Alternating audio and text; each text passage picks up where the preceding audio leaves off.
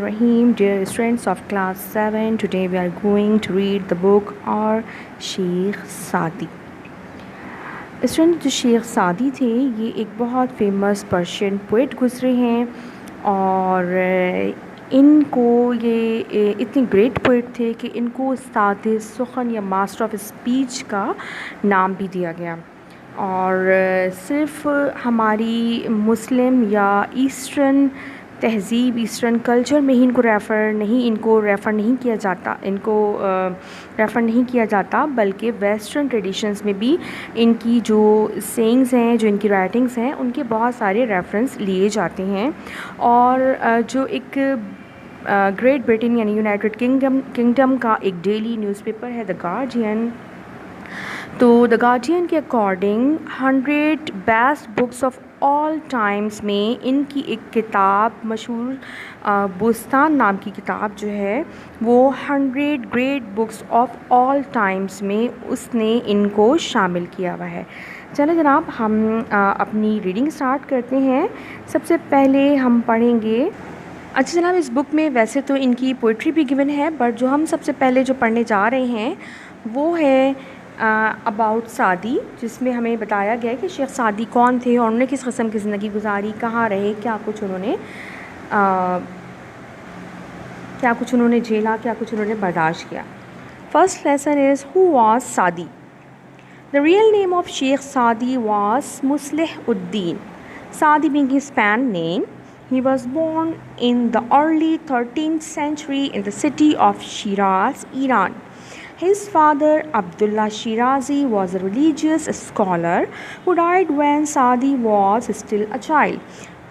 अच्छा नाम तो शेख सादी जो है उनका जो रियल नेम है वो मुस्लिह उद्दीन है और सादी जो है इनफैक्ट इनका पेन नेम है.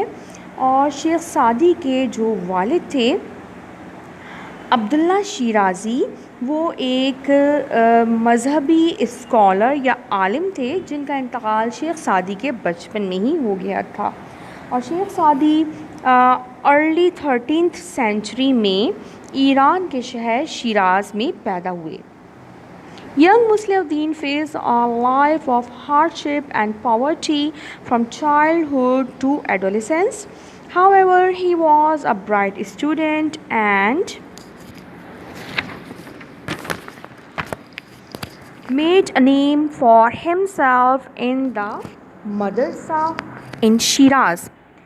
अच्छा जनाब, तो शेख सादी ने बचपन ही से एक मुफलिसी और तंगदस्ती और सख्ती वाली ज़िंदगी गुजारी, लेकिन वो एक अच्छे स्टूडेंट थे, एक ब्राइट स्टूडेंट थे और उन्होंने शुरू ही से मदरसे में एक अच्छा नाम बनाया.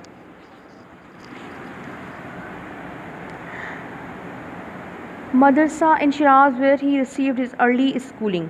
He completed his education with honors in all the courses taught in those days, that is Arabic and Persian language and poetry, mathematics, fiqh, Islamic jurisprudence, physics, chemistry, astronomy and logic.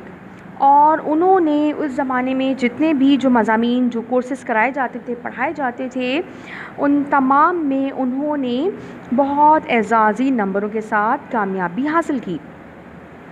His teachers were so pleased with him that they arranged his travel to Baghdad to receive higher education at the famous Nizamiya Center of Knowledge. The best scholars in the Muslim world taught there, and young students from Muslim countries converge on this center of learning. अच्छा, उनके जो तमाम असातिज़ा थे वो उनसे इतने खुश थे, उनकी मेहनत, उनकी लगन, उनकी इल्म से मोहब्बत से इतने खुश थे कि उन्हें बगदाद की मशहूर university Nizamia centre of knowledge में भेज के उनकी आला तालीम का बंदोबस्त किया, जैसे कि स्कॉलरशिप या किसी तरह से भेजा जाता है, इस तरह से उन्होंने उनको भेजा. और निज़ामिया सेंटर ऑफ नॉलेज जो है उस टाइम وہاں پہ مسلم دنیا کے بہت بڑے بڑے نامور جو اسکالرز ہیں وہ وہاں پہ تعلیم دیا کرتے تھے، اور پوری دنیا کے مسلمان جو ہے وہاں سے اعلیٰ تعلیم کے لیے وہاں پہ پہنچا کرتے تھے۔ مسلم الدین left his hometown Shiraz at the young age of about 17 years and joined a caravan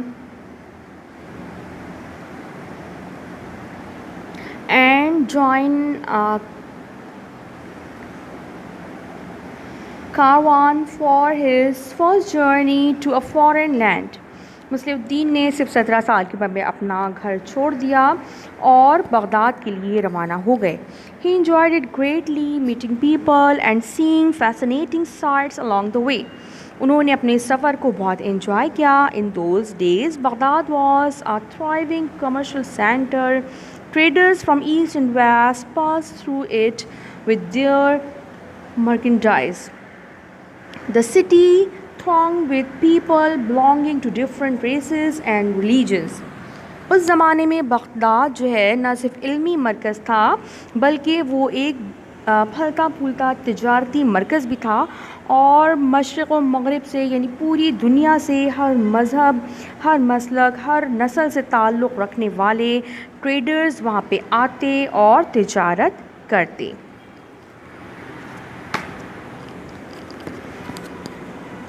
Jews and Christians, Hindus and Zoroastrians crowded the streets. اور وہاں پہ یہودی، عیسائی، ہندو اور زرتشت سب کے سب وہاں کی گلیوں میں ہر وقت نظر آتے تھے. and mingled with the people but ate separately and prayed in their own places of worship. وہاں وہ سب عام لوگوں کی طرح سب ایک دوسرے کے ساتھ گھل مل جاتے، لیکن اپنا کھانا پینا اور اپنی عبادت جو ہے وہ اپنی علیحدہ کرتے۔ After reaching Baghdad, Muslim Uddin had an exceptionally eventful life. While pursuing his studies, he came across a great Sufi scholar, Sheikh Shahabuddin Suhrawardi. He was a very learned Muslim mystic of his time. Muslim Uddin would often go to the Sufis' Khanqah, spiritual center retreat. He observed his kindness towards one and all and listened to the conversations of some of the brilliant writers and intellectuals who visited there.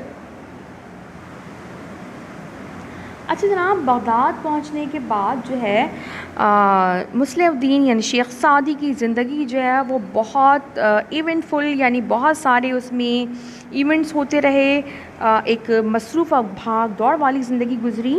اپنی تعلیم کے سلسلے میں ان کی ملاقات ایک صوفی scholar شیخ شہاب الدین سہروردی سے ہوئی، جو کہ اپنے وقت کے ایک بہت بڑے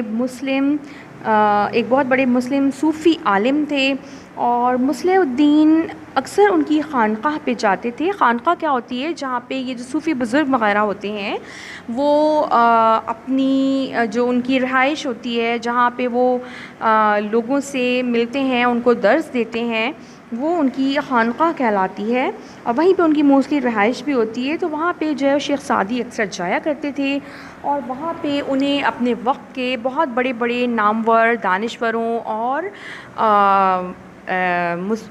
رائٹرز سے ملنے کا اور ان کو سننے کا، ان کی باتیں سننے کا بھی موقع ملا۔ مسلم الدین saw that people belonging to different religions, caste and creeds were all welcomed equally at the خانقاہ۔ مسلم الدین نے اس چیز کو خاص طور پہ نوٹ کیا کہ ہر مذہب، مسلک، عقیدے، ذات پات سے تعلق رکھنے والے لوگوں کو اس خانقاہ میں ایک جیسی حیثیت دی جاتی۔ It was as if all their differences were wiped out once they entered the Sufis' portal. This left a lasting impression on Muslim Uddin's mind, and gradually he was won over by the message of Sufism.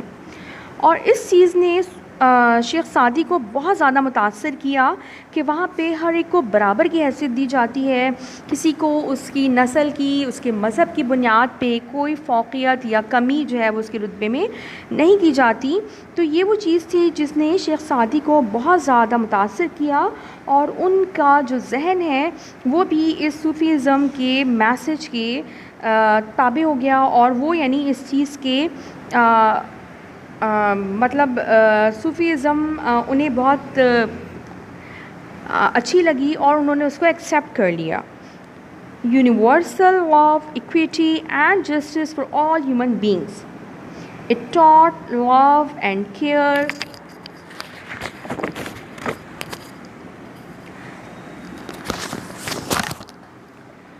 for animals and plants as all the creations of God had life and were to be respected. اور یہ چیز انہیں اس لیے بھی اچھی لگی کہ انہوں نے نوٹ کیا کہ اس میں تمام انسانوں کو برابری اور انصاف کے ساتھ ٹریٹ کیا جاتا ہے، بلکہ تمام انسان ہی نہیں بلکہ تمام جانوروں کو، چرند پرند اور تمام پلانٹس کو بھی اتنی ہی اہمیت دی جاتی ہے کہ وہ اللہ تعالیٰ کی کریشنز ہیں، اللہ تعالیٰ کی تخلیقات ہیں، لہٰذا ان کا بھی اتنا ہی احترام کیا جاتا ہے. This was the golden age of Baghdad where learning, arts and craft flourished, but it came to an end and a period of great turmoil followed. اچھا جناب، یہ جو ہے بغداد کا ایک گولڈن ایرا تصور کیا جاتا ہے جب وہاں پہ آرٹ اینڈ کرافٹ جو ہے وہ بہت پھل پھول رہا تھا، لیکن یہ تمام جو ایرا ہے اس پہ جو ہے وہ آخر کار ختم ہو گیا. اور کیسے ختم ہو گیا؟ On the one hand, the Crusaders from the west began to attack the cities and strongholds of the Muslim Empire. On the other, the Mongol hordes led by Genghis Khan and later by his son Hulagu Khan began to lay waste the thriving centers of civilization. اچھا جناب، اس پہ جو ہے یہ کیسے یہاں کی جو فلورش جو کر رہا تھا وہ کس طرح سے جو ہے وہ تباہ ہونا شروع ہو گیا کہ ایک طرف تو کروسیڈرز جو یعنی کروسیڈرز نے ان پہ مغرب کی طرف سے حملہ کر دیا یعنی عیسائی فوجوں نے، اور دوسری طرف جو منگول ہیں جن کی سربراہ چنگیز خان تھے اور ان کے صاحبزادے ہلاکو خان تھے، انہوں نے بھی ان سینٹرز آف سویلائزیشن کو تباہ و برباد کیا. اگر آپ لوگوں نے چنگیز خان کا نام سنا ہو، آئی ایم شیور آپ نے کہیں نہ کہیں سنا ہوگا، ایٹ لیسٹ آج کل اگر آپ لوگوں میں سے کوئی ڈرامہ دیکھ رہا ہے ارطغرل تو اس میں آپ نے ضرور چنگیز خان یا ہلاکو خان انہوں کا نام سنا ہوگا. یہ منگول تھے اور بہت ہی ان کے لیے کہا جاتا ہے کہ یہ بہت ہی ایک طرح کے انکلچرڈ اور بہت ہی وحشی قسم کے لوگ تھے، بالکل الٹریٹڈ پیپل تھے یہ، اور نہ صرف یہ خود جو ہے وہ وحشی اور جنگلی ٹائپ کے لوگ تھے بلکہ ان کے نزدیک علم کی کوئی حیثیت نہیں تھی. نہ صرف انہوں نے ان بڑے شہروں پہ قبضہ کر کے وہاں کے نہ صرف لوگوں کو مارا بلکہ وہاں موجود جو بڑے بڑے کتب کے جو ذخائر تھے، جو بکس کی جو بڑے ذخائر تھے، جو لائبریریز تھیں، ان سب کو تباہ کر دیا، اور پتہ نہیں کتنی ہزاروں لاکھوں انہوں نے کتابیں جو ہیں اس وقت وہاں پہ جلا دی تھیں. اچھا جناب، آگے ریڈ کرتے ہیں. Like innumerable citizens of these once flourishing cities, Muslim Uddin was displaced. اور جس طرح کے وہاں کے لاتعداد شہری جو ہے انہیں وہ جگہ وہ شہر چھوڑنا پڑا، اسی طرح مسلم الدین بھی ڈسپلیس ہو گئے یعنی وہاں سے شہر بدر ہو گئے. What ensued was a life of constant travelling for the next 30 years. اور اس کے بعد کیا ہوا کہ اگلے 30 سال مستقل سفر کی زندگی مسلم الدین یعنی شیخ سعدی نے گزاری.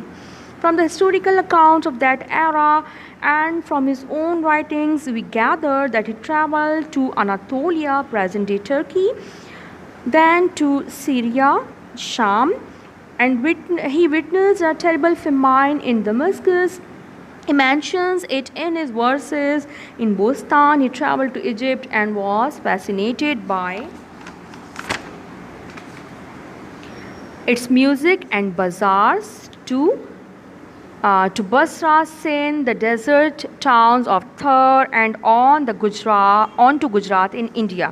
اچھا جناب، اب جو انہوں نے 30 سال اگلے 30 سال جو سفر میں گزارے، تو آبویسلی وہ کوئی جو ہے یہ ٹیکنالوجی کا ٹائم تو تھا نہیں کہ یہ ایروپلین سے انہوں نے کوئی ٹریولنگ کی ہوگی، تو وہ قافلوں کی صورت میں اونٹوں پہ گھوڑوں پہ سفر کیا کرتے تھے. تو لہٰذا یہ 30 سال پورے جو انہوں نے سفر میں گزارے، وہ کہیں کبھی اسٹے کیا، کہیں کبھی چل پڑے، جہاں حالات جیسے ہوئے، جہاں حالات ان کو بہا کے لے گئے وہ چلتے رہے. اور اپنے اس سفر میں وہ جو کہ اس وقت کی جو رائٹنگز ہیں اور ان کی جو اپنی رائٹنگز ہیں ان سے ہمیں پتہ چلتا ہے کہ وہ کہاں کہاں گئے. وہ اس ٹائم ترکی گئے، شام گئے، اور دمشق میں جو خوفناک قسم کا اس ٹائم خطرناک سا قحط تھا، اس کا انہوں نے خود سے اس کو انہوں نے جھیلا بھگتا. اس کے علاوہ انہوں نے مصر کا سفر کیا اور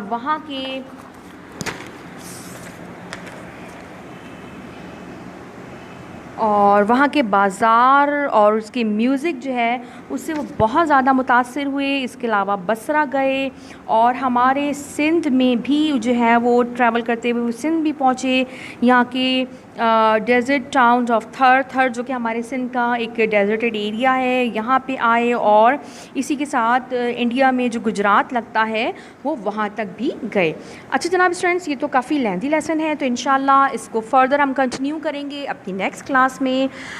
try to read the lesson carefully and try to find out the meaning of difficult words. Okay, Allah حافظ.